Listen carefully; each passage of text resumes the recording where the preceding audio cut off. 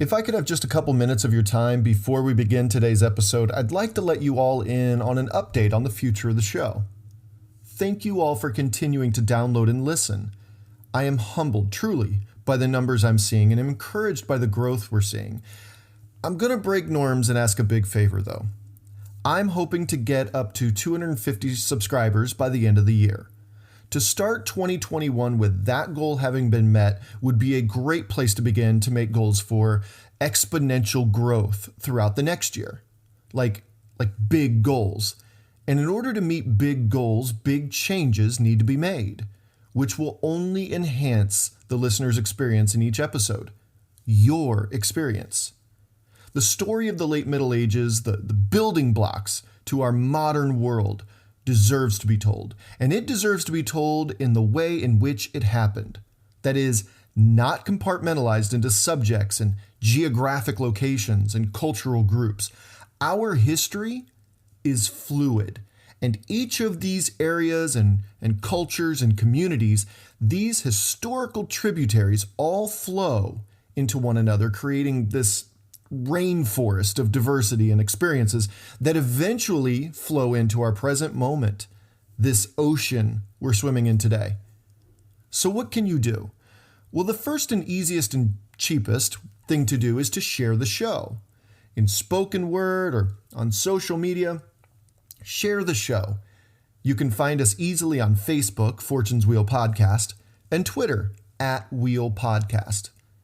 Also, it's not a cliche to say that your ratings and reviews on Apple Podcast or Spotify and any other podcast service you use to listen, well, they matter more than you know. Like more than I knew before I even started this podcast. A simple 4 or 5 star rating, along with a simple 1 or 2 sentence review, and please hear me on this, catapults a podcast toward the top of the list a podcast falls under. This simple one-time action on your part will pay off dividends as it puts it front and center when people search for history podcasts. And in the meantime, if you're able and you're willing, Fortune's Wheel also has an option to support the show directly. Patreon.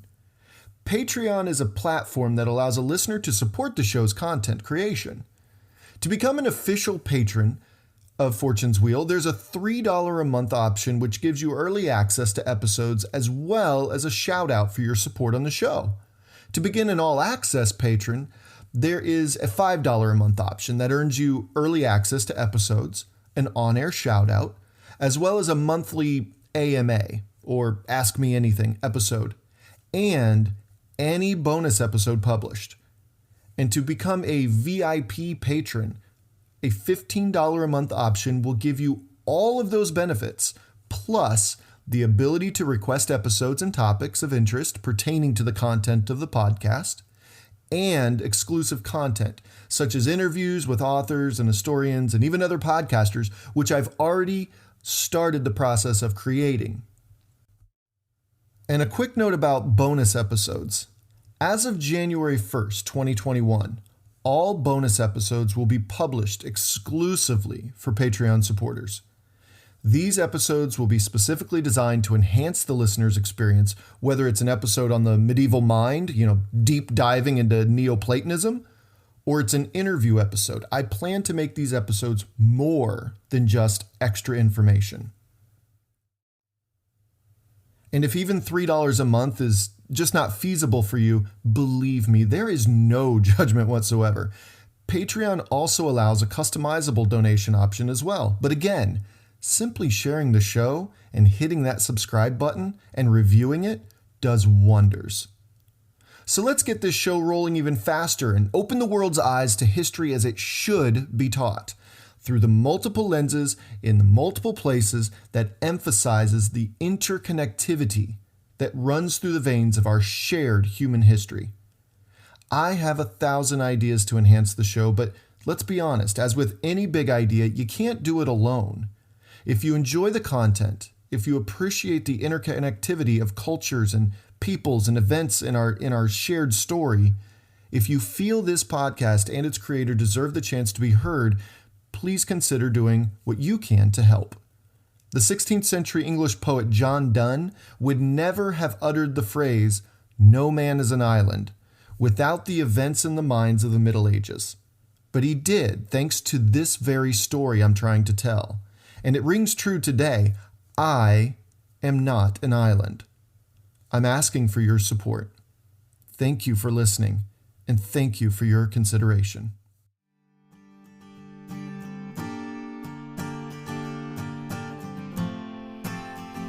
This is Fortune's Wheel, a podcast history of the late Middle Ages. I'm your host, Jonathan, and this is episode 20, Tancred the Fertile.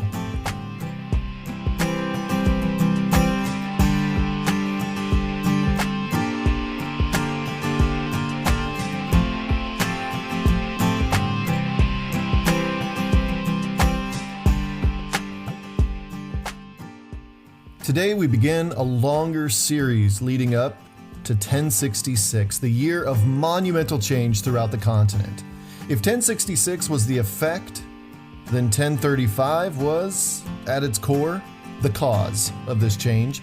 A lot will happen in the intervening 3 decades, and we will travel the breadth of Europe to explain what on its surface seems like an isolated event on an isolated island, isolated in the far north, but the Norman conquest is anything but an isolated event. In this series of episodes, we will ride with knights. We will see the imprisonment of a pope. We will witness the stirrings of a naval superpower. We'll serve in the most elite fighting force of the medieval era, and we'll watch dynasties fall while others rise. We will attend services in the medieval wonder of the world. We will travel the majestic expanses of modern-day Ukraine, Hungary, and Poland. Follow a once shunned family resurrect itself to ascend to the throne of England and trace an orphan's path from ridiculed duke to conqueror. Every epic begins somewhere, usually with a shocking event. This shocking event is 2 deaths, mere months apart, that rip a hole in the fabric of expectation in Europe that won't be sutured together for at least 3 decades. I'm not sure if I shared it already, but the previous season, our first season, was intended to set the scene for this very series of events between the years 1035 and 1066, and I titled that first season as The Slow Death of the Viking Age. We will continue this thread in the next season, Season 2, by tracking not necessarily a death, as many historians have described it, but rather as an evolution of the Viking legacy. And ones to take center stage in this evolution will be former Vikings we call the Normans. Season 2 will focus on Europe, reeling in the wake of their unstoppable march as they bring empires to their knees, destroy others completely, and even create their own. This season will be titled, Here Come the Normans. I hope you enjoy the show.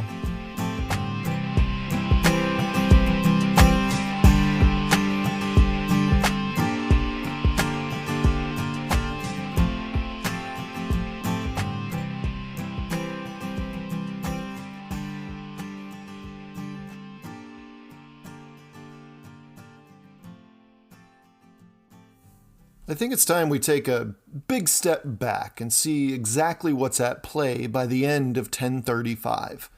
Specifically in Northern Europe, Duke Robert I of Normandy died on July 3rd, followed shortly afterward by King Canute II, King of the North Sea Empire that, as we've said before on the podcast, included England, Denmark, Norway, and western parts of Sweden, as well as an overlordship of much of modern-day Scotland and the Isle of Man, along with major influence over the Kingdom of Dublin.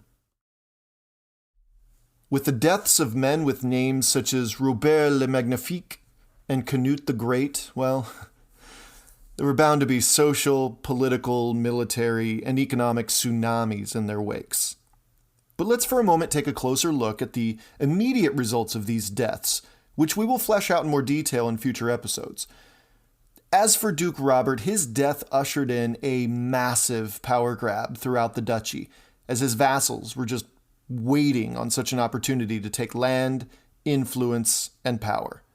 Normandy was a duchy that began wielding an incredible amount of influence in early Capetian France under Duke Robert I. And when he died, its proclaimed leader turned out to be an 8-year-old boy. A boy born out of wedlock, and by a peasant to boot. Every single odd was set against this boy gaining order in the duchy, let alone surviving. And as for England, well, Canute was its king, and the Witan would surely elect another king in normal circumstances. But, Canute was married to Emma, who bore him a son, Harthacnut, who is currently a regent of his Denmark. Seems pretty clear and simple, right? No, it's not. These are not normal circumstances, as Canute, before Emma, was married to a Northumbrian lady named Elfgifu, who bore him 2 sons, Sweyn, who is currently wreaking havoc as regent in Norway, and Harold Harefoot, who was, as far as I can tell, hanging out somewhere semi-safe in Mercia, in central England. If choosing between these 3 wasn't confusing enough, Emma, Queen of England before becoming, Queen of England again to Canute, had 2 sons to the previous King Ethelred. Yeah, there are 2 more players in this succession crisis, named Edward and Alfred, being raised for years, at this point, in Normandy. One would think, it still doesn't have to be that complicated. Edward is the eldest of them all, and he's the son of the Saxon king before Canute, so the crown should naturally revert back as his mother is still connected to the throne of England, right? But no. Again, it's not that simple, as when Emma negotiated her marriage with Canute, she stipulated that any son born by Canute and her would automatically have the first claim to the throne. Okay, so Harthacnut, it's you, buddy. But Harthacnut never showed up, and Edward seemed less than eager to return and claim the throne, leaving Alfred, Sweyn, and Harold Harefoot. Well, Sweyn died somewhere in there. Okay, this is good. We're whittling it all down here to Harold Harefoot and Alfred. But Harthacnut in Denmark still has claim, though. Listen, I don't want to jump the gun here too much, but if you're confused by all that, think about what the English and the Danish and the Norwegians and the Normans were all thinking. You're right to be confused. There was no clear answer. Not one. And we all know what's coming down the pipeline, so let's just say it. Normandy will not only invade England, again, but it will also succeed in conquering it. But that's not for another 33 years. Well, see, this is where history is so interesting. The events that directly and indirectly impact the Norman conquest of England in 1066 can be found as far off as Sicily and Constantinople and even Novgorod. So let's see what's happening elsewhere before we settle in on one family who will usher in these events. At this point, we're all well aware of the North Sea Empire, teetering on the brink. So let's go ahead and head south first. King Henry I has been ruler of France for 4 years upon the death of his Duke of Normandy, Robert I. Henry, at this point, is poised to help out that 8-year-old heir to the duchy in the coming years. In the meantime, he would face mounting pressure of his own succession crisis in the coming years when in 1034, his betrothal to the daughter of Conrad II, Emperor of the Holy Roman Empire, fell apart when she died. He then married Matilda of Frisia, though she would die in 9 years, without an heir still. Stay tuned for how that turns out, but suffice it to say for now, in 1035, France is fairly stable. I would say fairly stable, though its duchies are beginning to exercise more power and even more influence than any king would be comfortable with. If we head southwest toward the Iberian Peninsula, where today we find Spain and Portugal, we find 5 Christian kingdoms and 1 Muslim one. They will soon have their own chapter in the progression of European history, but for now, it's the largest kingdom, Leon, leading the way and instigating change, which will eventually oust the Muslim Cordoba Caliphate, followed by Castile, Navarre, Aragon, and Barcelona. Follow this path south, We crossed the Pillar of Hercules across to the African continent, where the Muslim Fatimid Caliphate held sway for the entire expanse of northern Africa. This caliphate would stretch from the Atlantic to the Holy Land, including the large, bountiful island of Sicily, right smack in the middle of the Mediterranean Sea. Speaking of the Mediterranean, though the Balearic Islands were under direct influence of the Cordoba Caliphate, Sardinia was enjoying a very short respite of independence, but that was most likely due more to the lack of enforcement rather than Sardinian defiance. Back on the mainland, sandwiched between the Kingdom of France and the Italian boot, was the Kingdom of Burgundy. And just north of them was the Holy Roman Empire, which on its face stretched from the North Sea to the Mezzogiorno in Italy. But it's not that simple, as something called the Papal States began amassing more and more power centering around Rome and all the way across to Ravenna. Tucked into the Adriatic Sea along the marshy coastline pockmarked with islands was the Venetian Republic, a small but influential maritime empire that will play huge roles in the coming centuries in Mediterranean politics. Poland was in its first generation as a semi-organized polity under the supervision of the Holy Roman Empire. Hungary had also recently just gained its sovereignty as a Christian king led the way too.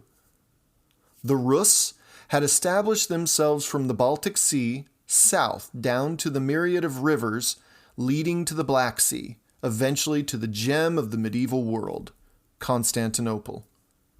And finally, speaking of Constantinople, a city we will probably spend quite a bit of time visiting from time to time during this series, well, pretty much the entire podcast. Well, Constantinople was picking itself up by its bootstraps under the leadership of their beloved, though absent, emperor, Basil II, who spent most of his long reign crisscrossing the kingdom of Bulgaria just north of Greece, who had for more than a century pestered and battered and controlled the empire's northern and northwestern borders. Basil II would rightfully earn the nickname Basil the Bulgar Slayer for his work subduing and extinguishing the Bulgarian threat. Now that was quite a whirlwind tour of Europe, while Ethelred Ethelreded his kingdom away and Canute took control in the north. If anything, this little overview should emphasize the idea that despite what historians have kind of told us along the way, man, Europe was alive and Europe was changing. Like all at once, it seems like. And this widespread change was the world where we begin this season of the podcast. It's said that the first Normans to be documented traveling through Italy is a group of Norman knights coming back from the Holy Land, stopping at a sacred cave said to have been the place where the Archangel Michael slept near modern-day Foggia, Italy, in what can be described as that spur on the heel of Italy's boot. These Normans were the guests of Prince Guaimar III in Salerno. They were currently being extorted, the people from Salerno, they were currently being extorted by the African Saracens. And by the way, Saracens, which you'll hear probably more and more of in this series, certainly, Saracens was the term used in the Middle Ages by the scribes, Christian scribes, for Arab Muslims. Okay, and in true Norman fashion, these visitors passing through, they had a really good laugh at the prince's expense. This wasn't received well, but really, do we really think the Normans were bothered that they were increasingly wearing out their welcome? Instead, a proposal was made, and before the Saracens realized it, they were facing down a rather hefty contingent of Norman knights. The tribute that the prince was collecting was funneled to the Normans in exchange for a message to be sent to the Saracens back in Africa. You mess with them, you mess with us. Okay, but let's not kid ourselves, though. The Normans were hardly acting out of some, Christian compassion for their fellow believers, No, this was business, plain and simple, business. Now, no one really knows when this occurred, but the best estimates are maybe as early as 999. Another account written by a Norman chronicler named William of Apulia many decades later, showed the first Norman contingent in southern Italy was in 1016, when a band of Normans were returning from the Holy Land, the same type of pilgrimage that Duke Robert I would die on 19 years later. These Normans stopped at a cave, Monte Gargano, that was rumored to be the place where, and stop me if you've heard this one before, the Archangel Michael slept. While there, they were approached by a Lombard named Melis of Bari, whose people were suffering terribly under the oppressive rule of the Eastern Roman Empire. Well, as we know, Vikings were skilled fighters and great negotiators, and these traits never left the Normans.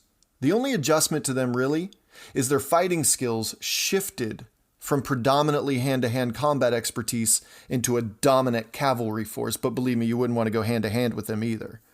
And for the right price, these Lombards could hire their services. And they did. And these Normans joined the current Lombard uprising against the Byzantines. Honestly, no one really knows, though. There are several accounts of the first Normans in southern Italy, but these are the two that I continue to run into in my studies. But that's no guarantee of their veracity, though. The one thing I can count on is that every story I've read about it centers on Normans visiting south-central Italy, a place called Mezzogiorno, as we said before, and they were hired as mercenaries against a common enemy. No matter the truth, stories trickled back to Normandy of these fierce mercenaries who were making serious bank in the tumultuous Mediterranean region. These stories would be circulated and eventually make their way to the table of a minor Norman noble. We don't really know much of anything about this minor Norman noble, except that he was an extremely pious man who couldn't stomach the thought of, well, extinguishing his carnal desires with just anyone. When his first wife died, he insisted he marry again, and would cement his place as one of the most fertile men of his day, not to mention the father of dynasties. So who was this guy? His name was Tancred, and he was a vassal of the Duke of Normandy. An exceptionally decent man, he would see 12 sons, as well as maybe a handful of daughters to adulthood, it's just an astonishing feat for the time. That many children making it to adulthood. He would raise them on his ancestral home in Cotentin, which is a peninsula in western Normandy along the English Channel. It kind of juts out into the channel. It's said his land was given to his grandfather Hialtus by Rollo himself when Normandy was first established. So Tancred's roots ran pretty deep. Hialtus built his estate atop a hill, which earned it the name Hauteville, or High Estate or High Town. Tancred is known to history as Tancred de Hauteville, and his sons would listen to stories from all over Normandy growing up, which was experiencing another round of upheavals in the 1020s with the ascension to the dukedom of Robert I over his brother Richard III. We've been all over that. So when Robert I took over Normandy, he, as we've learned, pretty much thumbed his nose up at anyone who questioned him. The duchy was already rowdy, and though Duke Robert would quell much of this unrest, these tensions would only hibernate until his death in 1035. Everyone knew it too. As long as Robert was in charge, Normandy was subdued. Well, shoot, even the King of France knew his role in Robert's 8 years of rule. But as we know from both history, yes, and current events, hibernating tensions are hardly a white flag of peace and tolerance. No, hibernating tensions would erupt one day. It was only a matter of time. Tancred and his boys must have known this, and these stories of conquest and adventure and riches by fellow Normans in southern Italy must have been a closely guarded dream of theirs. Though Papa Tancred would never leave Cotentin, many of his sons would. Tancred, as mentioned already, was married twice. His first wife, Muriela, would bear him boys by the names of Serlo, William, Drogo, Humphrey, and Geoffrey, all before her death, around 1015. She would also give him one daughter that we know of, named Beatrix, who would one day unite the Hautevilles to the Count of Eu by marriage. Spoiler, William, Drogo, and Humphrey would leave, while Geoffrey would stay as Lord in Hauteville, And in 1041, upon the death of Tancred, Serlo would become Serlo I and assume the role of his father, Seigneur of Hauteville. His second wife, whom he married fairly quickly after the death of Muriela, we know this because the ages of his sons from this marriage their births would have to be around 1015 or so. Her name was Frisenda, and she would add 7 more sons to Tancred's growing basketball team, and at least one more daughter that we know of. The eldest of these boys was Robert, followed by a son named Moget, a son named William, yes, another William in the family, sons Aubry, Humbert, and Tancred, who would remain as lords in Hauteville along with Serlo and Geoffrey from Muriela, a son Roger, and a daughter named after mom, Frisenda, who would later marry the Count of Capua, Robert Drengot, thus unifying southern Italy in a tighter familial bond, but that's not until much later. This dynasty would begin again over the dinner table while Emma negotiated a peaceful transfer of power from Saxon queen to Danish queen under King Canute in England. And this dynasty would begin to unfold while Emma and Elfgifu of Northumbria fought this proxy war over the throne of England, and young William I began his long and grueling march toward greatness.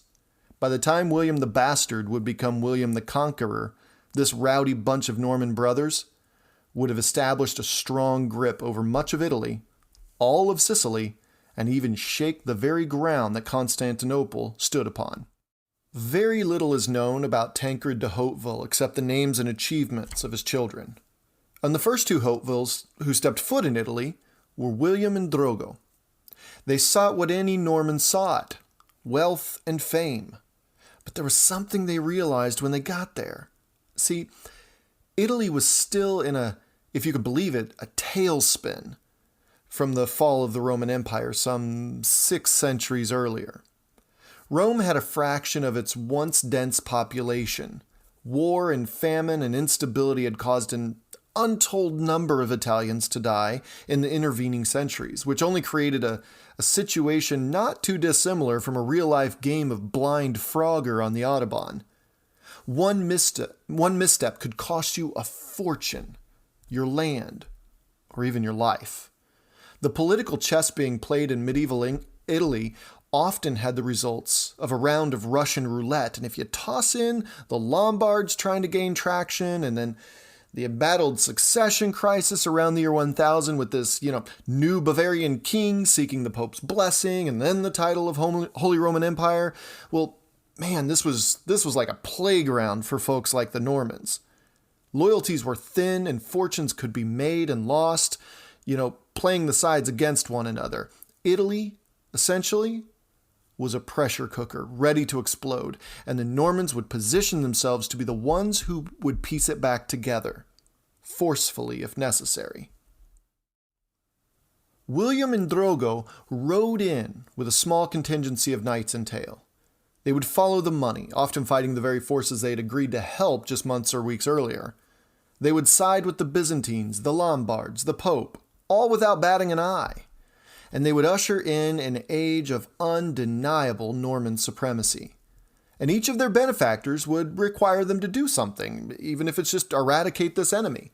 See, the Pope wished the Lombards would just shut up already, and the Muslims to just leave Sicily. The Lombards wanted the legacy of their forefathers to reemerge and the Romans to tremble in their wake. And the Byzantines, which this is worth saying right now, they still considered themselves Romans. They called themselves Romans. Okay, they never once referred to themselves as Byzantines while the empire existed. That's not a name that would come for centuries. So the Byzantines, though, wanted to secure Rome once again, the cultural ancestral home, and create a unified Christian empire under the emperor in Constantinople with the blessing of the Pope. I mean, there was a lot at play going on in Italy in the in the 11th century.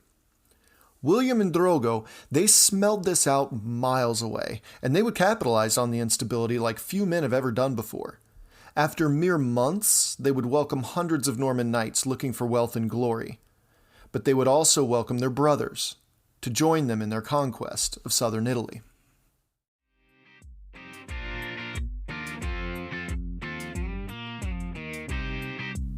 Listen, I hope you enjoyed today's episode setting up the Norman conquest of southern Italy and Sicily. Please keep sharing this podcast with those you know in your social media accounts. And don't forget to tag us too if you share us on Twitter @WheelPodcast, or even drop a quick line about the latest episode on Facebook, Fortune's Wheel Podcast. I'd love to hear from you, really. Also, you can email the show at fortuneswheelpodcast@gmail.com. And please consider supporting the show on Patreon if you are so inclined.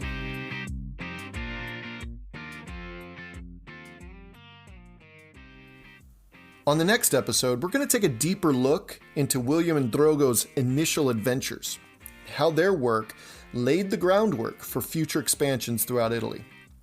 This series, it's going to cover many different lands and many different peoples.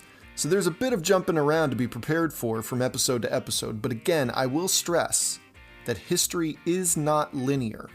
Stories are complex, and when studied in their full complexity and not compartmentalized into, quote-unquote units of study, so to speak, one can see the wide-ranging effects everything and everyone has on everything and everyone else.